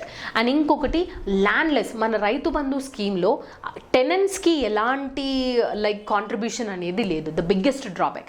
కానీ ఇక్కడ ల్యాండ్లెస్ అగ్రికల్చరల్ లేబర్స్, టెనెంట్స్ ఉంటారు కదా, అంటే ల్యాండ్ లేకుండా కౌలుకి వర్క్ చేసే అగ్రికల్చరల్ లేబర్స్కి కూడా హెల్ప్ ఉంటుంది. Very important. మనకి ఈ అమౌంట్ గుర్తుపెట్టుకోవాల్సిన అవసరం లేదు, కానీ వీళ్ళకి కూడా ఉంటుంది అని తెలిస్తే చాలు. సో 12,500 పర్ హౌస్ హోల్డ్ ఎవరైతే ల్యాండ్లెస్ అగ్రికల్చరల్ లేబర్స్ ఉంటారో, ఇది మన రైతు బంధు స్కీమ్లో లేదు. ఇంకొకటి వల్నరబుల్ కల్టివేటర్స్. వల్నరబుల్ అంటే ఎవరు అని అంటే ఎవరైతే ఫార్మర్స్ ఓల్డ్ ఏజ్ వాళ్ళు ఉంటారో, కాకపోతే ఏదైనా డిసీజ్ వచ్చి ఉంటుందో, లేకపోతే ఏదైనా డిసేబిలిటీ ఉన్న ఫార్మర్స్ కూడా ఉంటారు కదండి, వాళ్ళకి కూడా 10,000 రూపీస్ ఫైనాన్షియల్ అసిస్టెన్స్ అనేది ఇవ్వడం జరుగుతుంది. అండ్ వాళ్ళకి లైఫ్ ఇన్సూరెన్స్ కూడా ఉంది, యాక్సిడెంట్ ఇన్సూరెన్స్ కూడా ఉంది, ఇంట్రెస్ట్ ఫ్రీ లోన్స్ కూడా ప్రొవైడ్ చేస్తారు. Accident insurance, life insurance, interest free loans ఇవన్నీ కలిపి మనకి కాలియా స్కీమ్లో ఒడిశా గవర్నమెంట్ ప్రొవైడ్ చేస్తుంది. అందుకే దీన్ని మన ఇండియాలో ద బెస్ట్ ఫార్మర్స్ స్కీమ్, ఫార్మర్స్కి ఫైనాన్షియల్ అసిస్టెన్స్ ప్రొవైడ్ చేసి వాళ్ళకి లైవ్లీహుడ్ ప్రొవైడ్ చేయడానికి ద బెస్ట్ స్కీమ్ అని అంటారు. సో దీంట్లో నుంచి మన రైతు బంధు స్కీమ్ కూడా చాలా వరకు నేర్చుకోవాలి. సో అందుకని ఇది చాలా ఇంపార్టెంట్. అండ్ నెక్స్ట్ థింగ్, రీసెంట్గా ఒక స్టేట్లో నువాకాయ్ ఫెస్టివల్ని సెలబ్రేట్ చేశారు. ఏ స్టేట్లో ఈ నువాకాయ్ని రీసెంట్గా మనకి కరెంట్ అఫైర్స్లో సెలబ్రేట్ చేశారు అనేది క్వశ్చన్ రావచ్చు. సో ఏ స్టేట్ అండి? ఇది కూడా ఒడిస్సా. వెస్టర్న్ ఒడిశాలో దీన్ని సెలబ్రేట్ చేస్తారు. దీన్ని హార్వెస్ట్ ఫెస్టివల్ అని అంటారు. హార్వెస్ట్ ఫెస్టివల్ అంటే ఇప్పుడు మనకి పంట పండిన తర్వాత హార్వెస్ట్ చేస్తాం కదండి, పంట కోస్తాము. సో దాన్ని అలాంటి పంట కోసిన తర్వాత సెలబ్రేట్ చేసే ఫెస్టివల్స్ అన్నిటిని హార్వెస్ట్ ఫెస్టివల్స్ అని అంటారు. మనకి వెరీ వెరీ ఇంపార్టెంట్, ఇండియాలో ఏమేమి ఉన్నాయి అండ్ తెలంగాణలో ఏమేమి ఉన్నాయి అని కూడా ఇంపార్టెంట్. సో దీన్ని ఫెస్టివల్ ఆఫ్ హార్వెస్ట్ అని కూడా అంటారు. ఎందుకంటే ఈ సీజన్లో కొత్తగా రైస్ని పండిస్తారు, ఆ రైస్ని కోస్తారు కాబట్టి దీన్ని హార్వెస్ట్ ఫెస్టివల్ అని కూడా అంటారు. మెయిన్గా ఒడిస్సాలో సెలబ్రేట్ చేస్తారు, some parts of Chhattisgarh and జార్ఖండ్లో కూడా చేస్తారు. దీన్ని నువాకాయ్ పరబ్ ఆర్ బేట్ గట్ అని కూడా అంటారు. బేట్ గట్ అని కూడా అంటారు. So Nuakhai festival recently seen in news is a harvest festival of which state అంటే ఒడిస్సా అని రాయొచ్చు, ఎందుకంటే ఒడిస్సాలో ఎక్కువగా సెలబ్రేట్ చేసుకుంటారు కాబట్టి. అండ్ నెక్స్ట్ థింగ్, రీసెంట్గా మన ప్రైమ్ మినిస్టర్ నరేంద్ర మోడీ గారు ఇండిజీనియస్లీ డెవలప్ చేసిన ఒక ఎయిర్ క్రాఫ్ట్ క్యారియర్ అండి. Aircraft carrier you can see here. అంటే ఇప్పుడు మనకి జనరల్గా రన్వే కానీ హెలికాప్టర్ ప్యాడ్స్ కానీ ఉంటాయి. అవన్నీ హెలికాప్టర్స్ కానీ వచ్చి లాంచ్ అవ్వడానికి హెలిప్యాడ్స్ అంటారు. సో అలా ఒకవేళ సముద్రంలో మధ్యలో అలా వచ్చి చేయాలి అంటే సముద్రంలో రన్వే ఎక్కడ ఉంటుంది, హెలిప్యాడ్స్ ఇలా వచ్చి స్టే చేయడానికి ఎలా ఉంటుంది అంటే క్యారియర్స్ అంటారు, ఎయిర్ క్రాఫ్ట్ క్యారియర్స్. సో ఇండియాలో ఇప్పటి వరకు ఎన్ని ఎయిర్ క్రాఫ్ట్ క్యారియర్స్ ఉన్నాయండి? దీంతో ఐఎన్ఎస్ విక్రాంత్తో పాటు 2 మాత్రమే ఉన్నాయి. So very important. ఇంతకు ముందు ఉన్నది ఏంటిది? ఐఎన్ఎస్ విక్రమాదిత్య. ఐఎన్ఎస్ విక్రమాదిత్య మనం 2004లో రష్యా నుంచి కొనుక్కొని తీసుకొచ్చాం, మనము డెవలప్ చేయలేదు. కానీ ఐఎన్ఎస్ విక్రాంత్ అది మనం ఇంతకు ముందు కూడా INS Vikrant air craft carrier ఉండే, కానీ దాని వర్కింగ్ కండిషన్ అయిపోయి దాన్ని మ్యూజియంగా చేసేసాం. సో దాని పేరే మళ్ళీ ఇప్పుడు పెట్టారు, INS Vikrant indigenously manufactured air craft carrier. So ఈ ఐఎన్ఎస్ విక్రాంత్ ఐఎన్ఎస్ విక్రమాదిత్య కంటే చిన్నగా ఉంటుంది. అంటే ఐఎన్ఎస్ ఇప్పుడు మనం తయారు చేసింది చిన్నగా ఉంటుంది, రష్యా నుంచి కొనుక్కున్నది చాలా పెద్దగా ఉంటుంది. సో ఎన్ని ఎయిర్ క్రాఫ్ట్ క్యారియర్స్ దీనిపైన లాంచ్ చేయొచ్చు పార్కింగ్ ఫెసిలిటీగా అంటే ఒక 30 ఎయిర్ క్రాఫ్ట్ క్యారియర్స్ని మనం దానిపైన పార్కింగ్ ఫెసిలిటీ లాగా పెట్టవచ్చు. అండ్ దీని యొక్క రేంజ్ ఏంటి అంటే 13,980 కిలోమీటర్స్ దీని యొక్క range. Yes. And built by ఎవరు బిల్డ్ చేశారు అని అంటే మనకి షిప్ యార్డ్ ఎవరెవరు ఉంటారు మన ఇండియాలో అనేది కూడా ఇంపార్టెంట్. ముంబైలో కొన్ని ఉంటాయి, కొచ్చిన్లో కొన్ని ఉంటాయి, వెస్ట్ బెంగాల్లో కొన్ని ఉంటాయి. Very few ship yard building industries ఉన్నాయి. సో అవన్నీ మనం గుర్తుపెట్టుకుంటే బెటర్. సో ఈ ఐఎన్ఎస్ విక్రాంత్ని తయారు చేసింది ఎవరండి? Cochin ship yard. Cochin shipyard constructed or designed this INS Vikrant. దీని యొక్క మొట్టో ఇస్ వెరీ ఇంపార్టెంట్ అండి.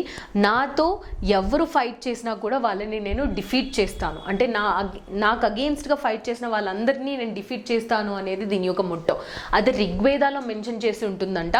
జయమే సాం యుధి స్ప్రదః, జయమే సాం యుధి స్ప్రదః. This is a motto of INS Vikrant అండి. అంటే I defeat all those who fight against me. నా అగెయిన్స్ట్గా ఫైట్ చేసే అందరినీ నేను డిఫీట్ చేయగలుగుతాను అనేది జయమే సాం యుధి స్ప్రదః. ఇది మొట్టో of which air craft carrier అంటే అది ఐఎన్ఎస్ విక్రాంత్ యొక్క air craft carrier. So very important అండి, ఎందుకంటే మన ప్రైమ్ మినిస్టర్ నరేంద్ర మోడీ గారే దాన్ని ఓపెన్ చేశారు. And next thing, national sports day. We all know that are major Dhyan Chand, major Dhyan Chand, he is the personality అండి. ఎస్, తన బర్త్ యానివర్సరీని మనం ఇండియాలో నేషనల్ స్పోర్ట్స్ డేగా సెలబ్రేట్ చేసుకుంటాం. ఎప్పుడండి? August 29th. I already told you that నేను లాస్ట్ 2 వీక్ కరెంట్ అఫైర్స్ కూడా ఇందులో ఇంక్లూడ్ చేస్తున్నాను. సో August 29th 1905 అంటే గుర్తుపెట్టుకోవచ్చండి, మన బెంగాల్ మూమెంట్ కూడా స్టార్ట్ అయింది. అప్పుడు తను అలహాబాద్లో జన్మించారు. సో ప్రతి ఇయర్ August 29th మనం నేషనల్ స్పోర్ట్స్ డేగా సెలబ్రేట్ చేసుకుంటాం. ఇప్పుడు అయ్యేది తనది ఎన్నో బర్త్ యానివర్సరీ అండి? 117th birth anniversaries.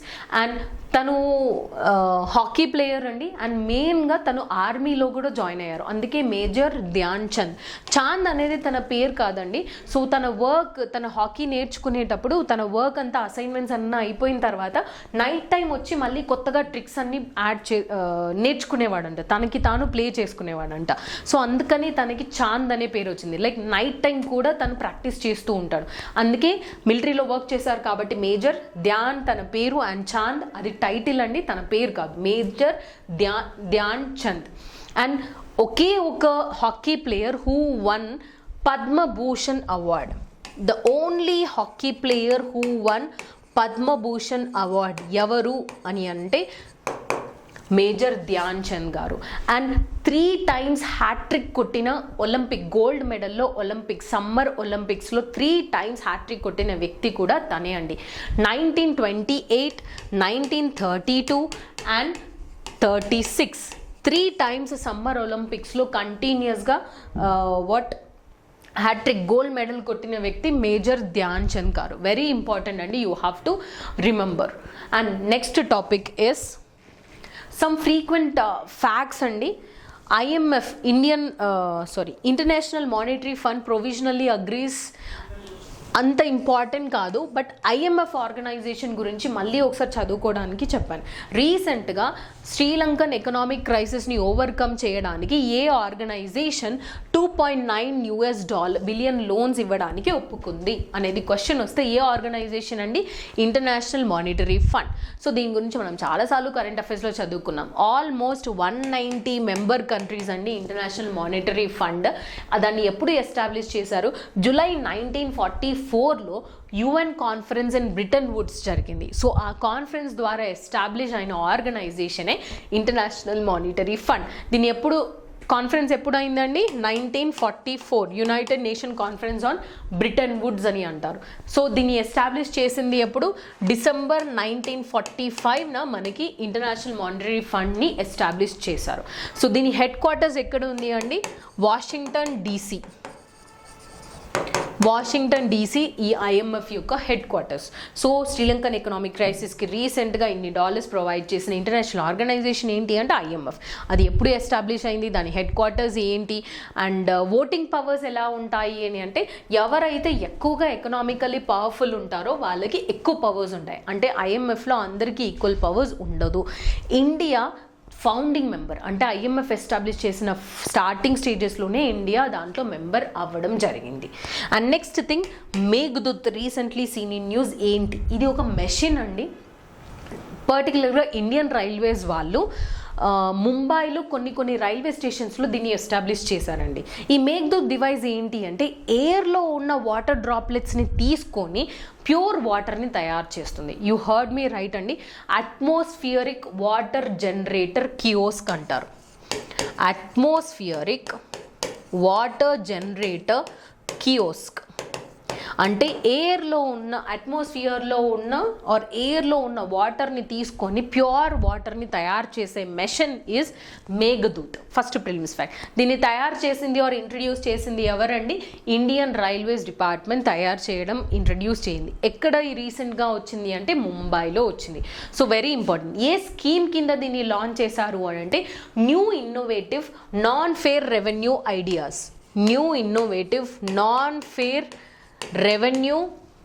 Ideas scheme. ఈ స్కీమ్ కింద ఈ మేఘదూత్ని ఇండియన్ రైల్వేస్ వాళ్ళు స్టార్ట్ చేశారు. And last prelims fact for this day, a book పేరు ఏంటండి? Science behind Surya namaskar.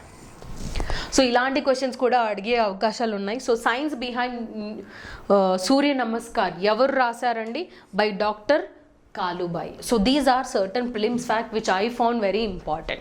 So thanks for watching current affairs of Genius online classes. If you like our content, please do like, share, subscribe Genius online classes. And next week current affairs lo inka ekkuva updates add chestanu. Thank you.